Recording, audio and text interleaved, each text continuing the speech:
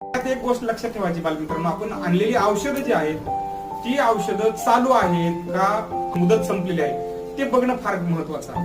2023 या वर्षातल्या मार्च महिन्यामध्ये हे औषध काय झाले, तयार झाले आणि खाली एक्सपायरी डेट आहे.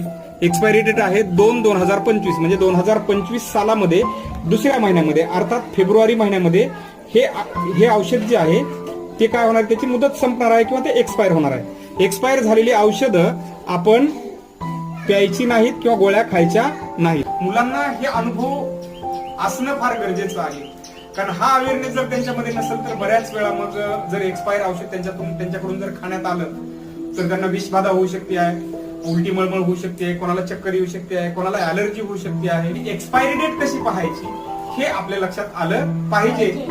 शिक्षण म्हणजे तरी काय हो, मुलांमध्ये चांगल्या गोष्टींबद्दल अवेअरनेस निर्माण होणं, त्यांना त्याच्याबद्दल ते जागरूक होणं, सतर्क होणं